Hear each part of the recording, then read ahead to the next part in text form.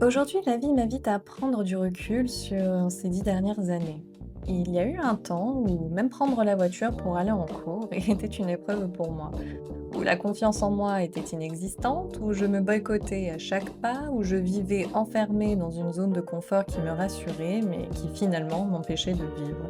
Je n'osais pas, je ne me sentais pas légitime, ni pour soigner, ni pour prendre la parole, encore moins pour partir seule à l'autre bout du monde.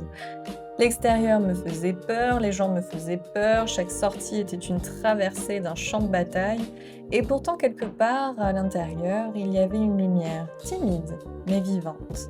Puis un jour, j'ai su que ça devait changer. Pas dans un éclat spectaculaire, mais par une simple prise de décision intérieure.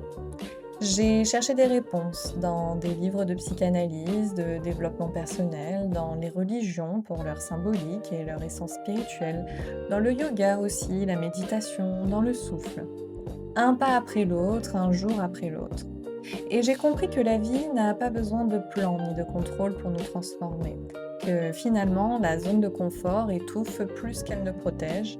Et que quand on s'aligne enfin, le regard des autres cesse d'être une menace.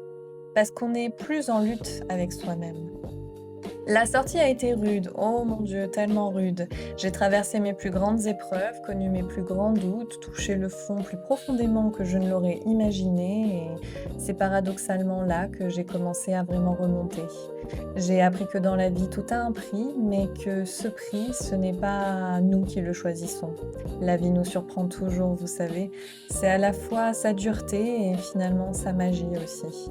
Ces 10 ans et surtout les 5 dernières années ont été un véritable processus alchimique pour moi.